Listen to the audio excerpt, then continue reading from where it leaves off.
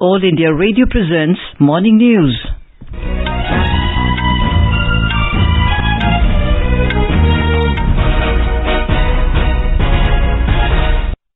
Good morning. I'm Anuja Kumar and with me is Saira Mujtaba. The headlines. 22nd anniversary of Kargil Vijay Divas is being celebrated across the country today. President Ramnath Kovind to pay homage to the indomitable courage and sacrifice of the Indian Armed Forces. In Man Ki Baat program on All India Radio, Prime Minister Narendra Modi calls upon countrymen to move forward with mantra of Nation First, Always First. Over 43 crore 31 lakh doses of COVID vaccine administered in the country so far. National recovery rate reaches 97.36%. Higher education institutions in Karnataka set to resume physical classes. Madhya Pradesh reopens schools for classes 11 and 12 and Gujarat to reopen schools for classes 9 to 11 with 50% seating capacity from today. Relaxation in COVID-induced restrictions announced by Delhi government to come into effect from today. Monsoon session of Bihar and Chhattisgarh state legislatures to begin from today. Indian junior wrestler Priya Malik wins gold medal in the 73 kg category Cadet World Championship held in Budapest, Hungary. In Tokyo Olympics, Achanta Sharat Kamal qualifies for third round in table tennis men's single event. Indian men's archery team enters quarterfinals.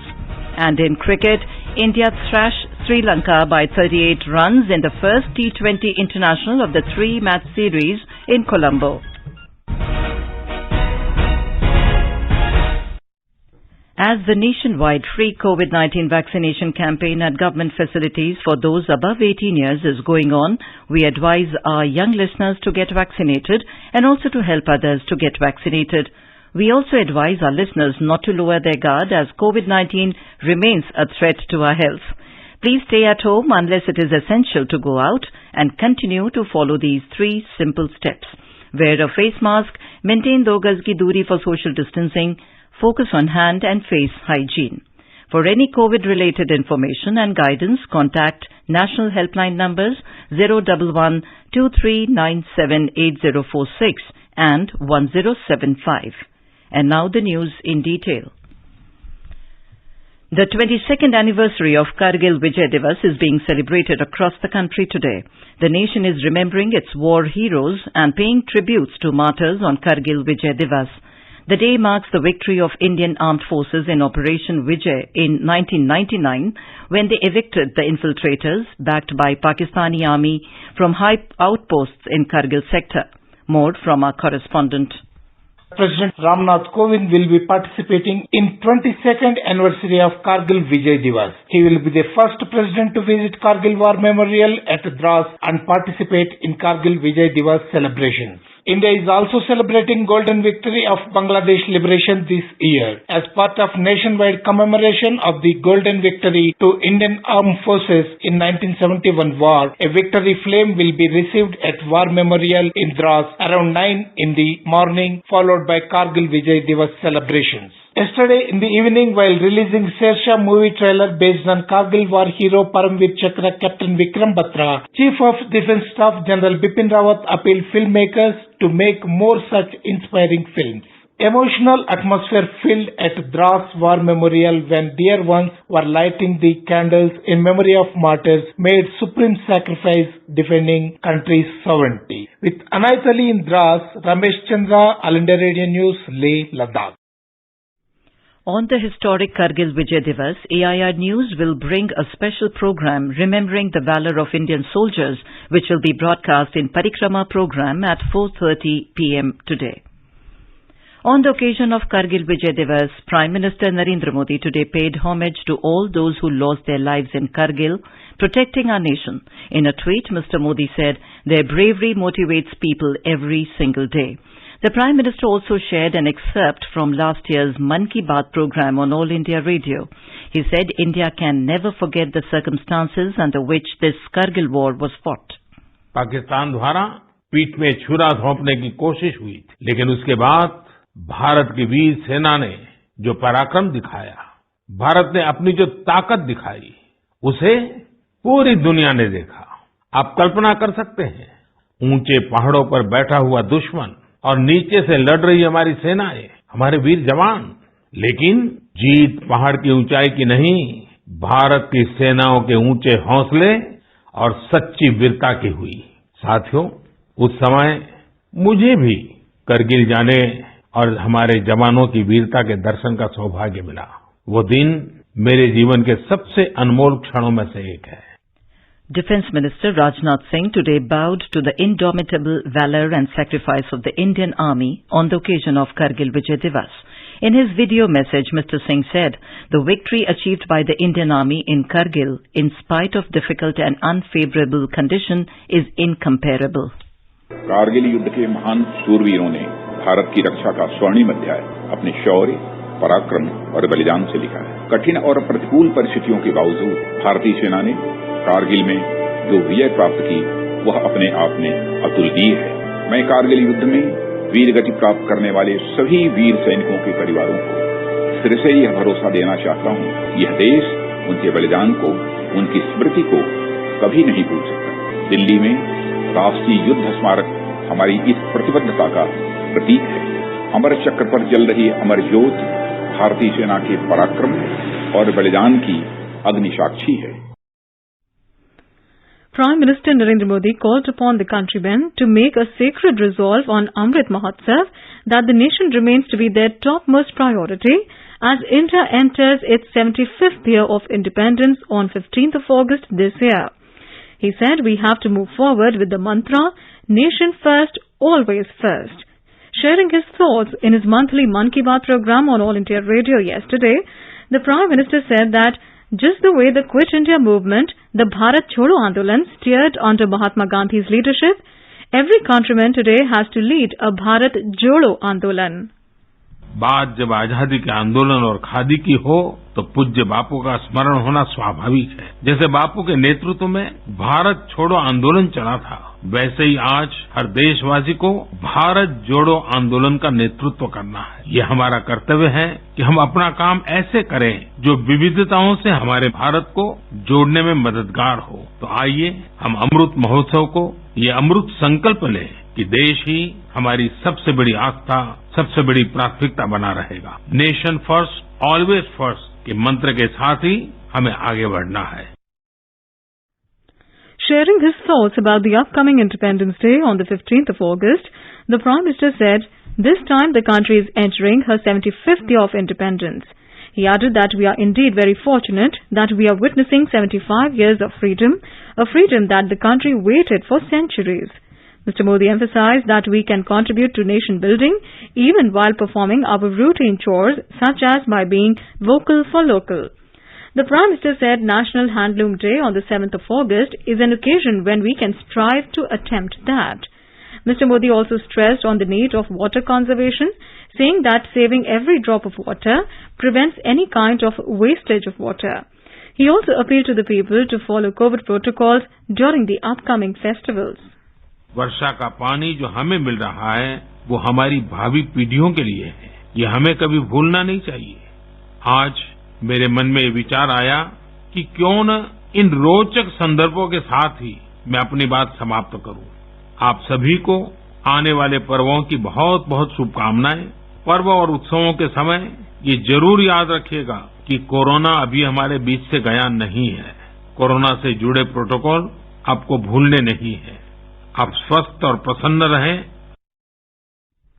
More than 43 crore 31 lakh COVID vaccine doses have been administered in the country so far under the nationwide vaccination drive. COVID-19 recovery rate has reached 97.36% with around 40,000 patients recovering in the last 24 hours. Till now, more than 3 crore 5 lakh people have recovered from COVID-19. India reported more than 39,742 new cases in last 24 hours. A total of 535 deaths were reported in last 24 hours, taking the death toll to 4,20,551. The COVID helpline numbers are available on our website www.newsonair.gov.in. The Union Health Ministry has said that more than 45 crore 37 lakh COVID vaccine doses have been provided to states and union territories so far through all sources. The Health Ministry in a statement said that in addition to it, more than 11,79,000 doses are in the pipeline. Of the total doses provided to the states and UTs, the consumption including wastages is nearly 42 crore 8 lakh doses. The ministry added that more than 3 crore 29 lakh unutilized COVID vaccine doses are still available with the states and UTs and private hospitals to be administered. The union government is committed to accelerating the pace and expanding the scope of COVID-19 vaccination throughout the country. The relaxation in COVID-induced restrictions announced by the Delhi government will come into effect from today. Delhi Metro will be allowed to run with 100% seating capacity, but no standing passenger will be allowed. In its order, Delhi Disaster Management Authority (DDMA) said that intra-state buses will also be allowed to run with 100% seating capacity. Auditoriums and assembly halls can also reopen with a 50% seating capacity.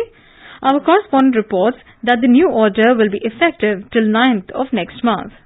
The new relaxation has been announced in view of decline in COVID-19 cases in the national capital. Multiplexes, theatre and cinema halls will be allowed to reopen with 50% capacity. All market complexes and malls will remain open from 10 a.m. to 8 p.m. To ensure social distancing, not more than 2 passengers are allowed in auto, e-rickshaw and taxis. All schools, colleges and educational institutions will continue to remain closed till further orders. According to DDMA order, no weekly market will be allowed to function on roadside. Any social, political, cultural, religious and other gatherings will also be not allowed during this period. Dipendra Kumar, AIR News, Delhi.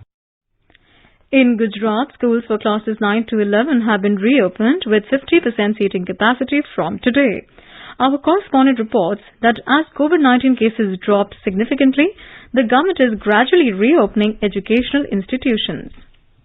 It is not mandatory for students to attend these physical classes, and the ongoing system of imparting education through online mode will also continue. Students who wish to attend the physical classes at school will have to submit a consent form signed by their parents. Schools have been instructed to follow all the guidelines related to post-COVID-19, such as wearing of masks and maintaining social distancing. Prior to this, schools for class 12, colleges and technical institutions have been opened in the state. Meanwhile, the state continued to report less than 50 daily cases. Aparna Khun, AIR News, Ahmedabad.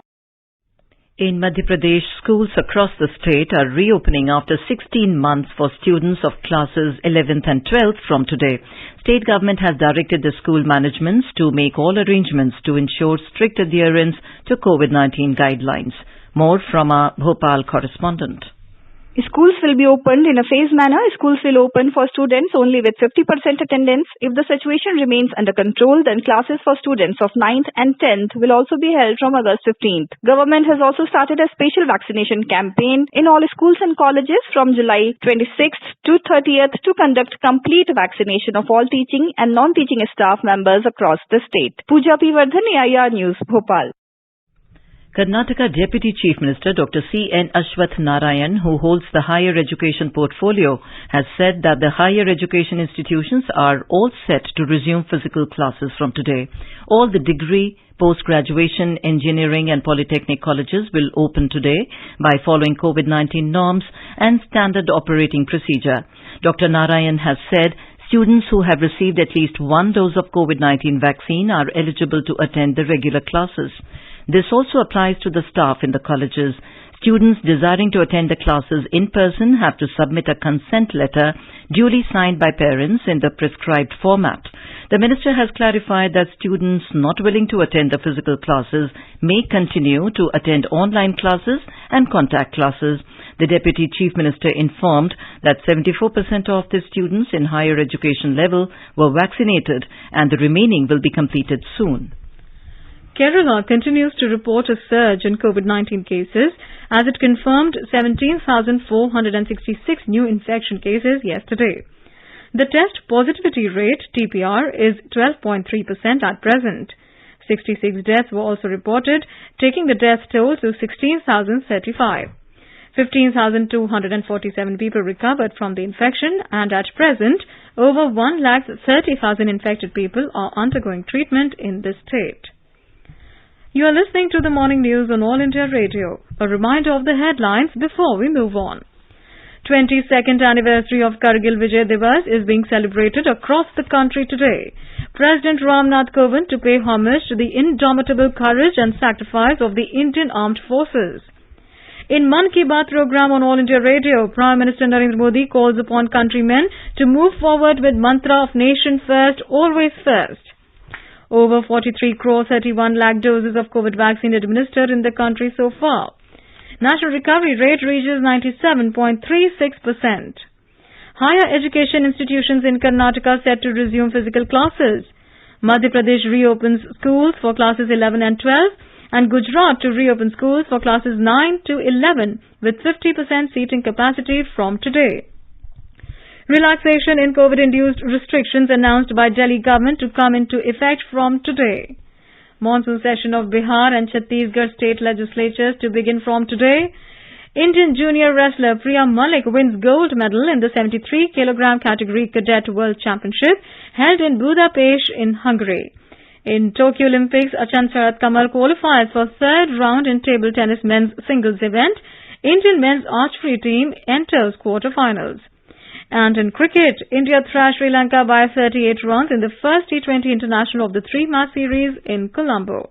For quick news updates around the clock, follow us on our Twitter handle @AIR News Alerts. Finance Minister Nirmala Sitharaman is scheduled to introduce the Insolvency and Bankruptcy Code Amendment Bill 2021 in Lok Sabha today. Mrs. Sitharaman is also scheduled to move the bill to amend the Factoring Regulation Act 2011. Food Processing Industries Minister Pashupati Kumar Paras will move the National Institutes of Food Technology, Entrepreneurship and Management Bill 2021 in Lok Sabha for consideration and passing.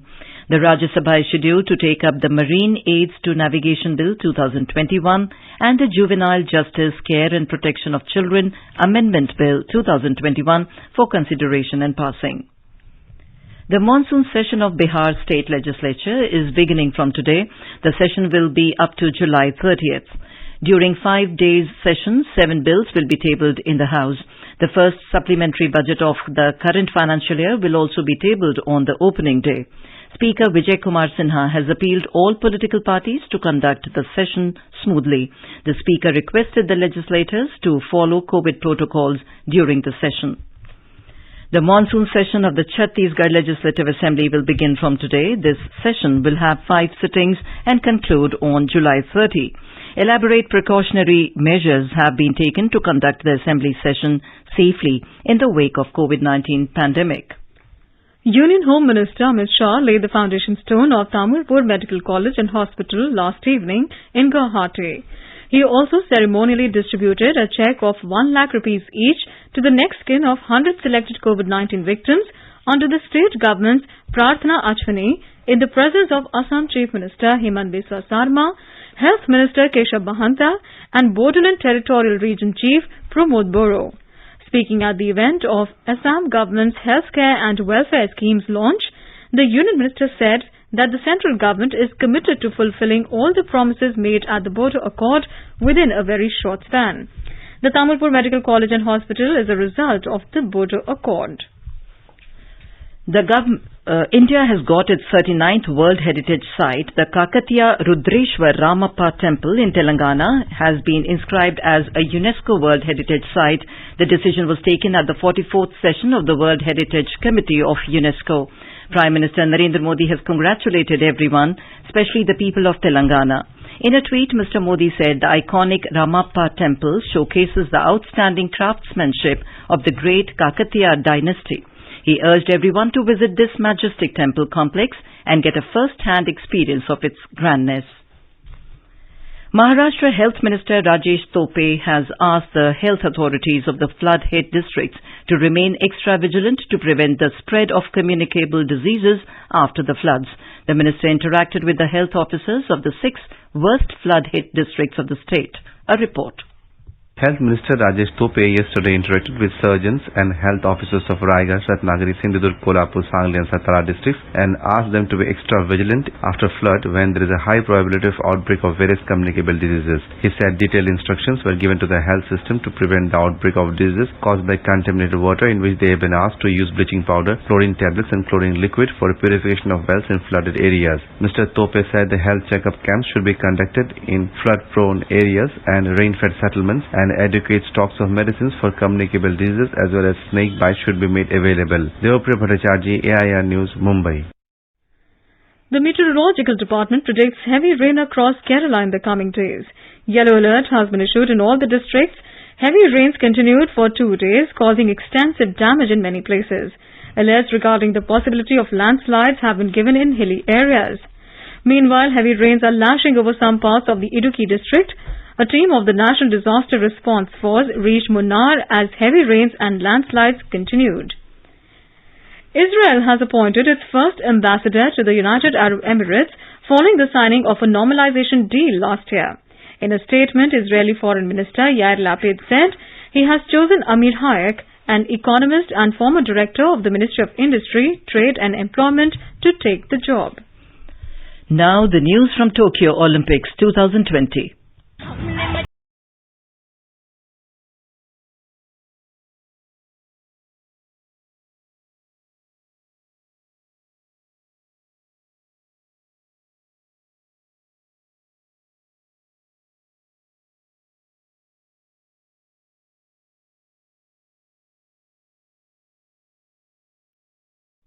Indian men's archery team has entered the quarterfinals of the Tokyo Olympics. The team, comprising Atanu Das, Praveen Jadhav and Tarundeep Rai, defeated Kazakhstan 6-2 in the first elimination round to enter the quarterfinals this morning.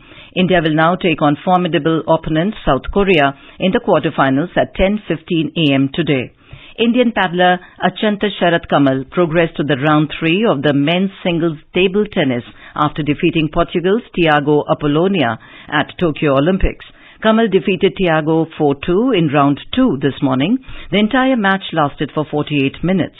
India's lone fencer C.A. Bhavani Devi lost to Manon Bouini of France 15-7 in women's individual sabre in the round of 32 today. Bhavani Devi had entered the round of 32 following her victory in the round of 64 earlier this morning. In the round of 64, she had defeated Tunisia's Nadia Ben Azizi 15-3. On day 4 of Tokyo Olympics, all eyes will be on Indian women's hockey team today. More from our correspondent.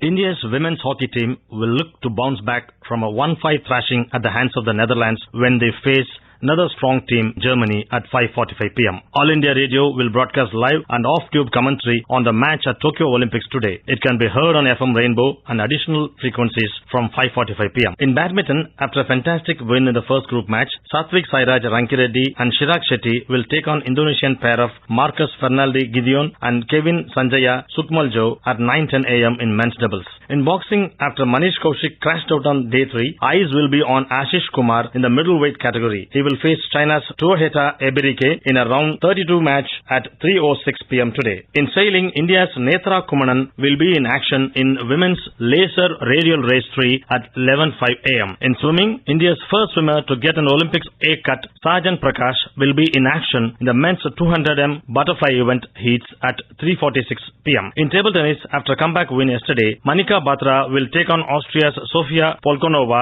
in a round 3 singles match, which is slated to start at 12 noon. In tennis, India's Sumit Nagal will face world number 2 Daniil Medvedev in a round 2 match of men's singles at 10:30 a.m. Sumit Nagal bet Uzbekistan's Denis Istomin 6-4, 6-7, 6-4 in the first round. With Ashok Shukla's report, Ravi Kumar, AIR News.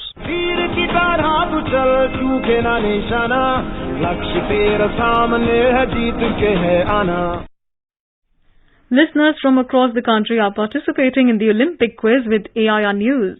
Listeners have emailed us their replies in huge numbers. Bonsri Chakrabarti of Kolkata in West Bengal was the first one to send in the correct answer of the question asked on 24th of July. Many congratulations to her from the entire team of AIR News.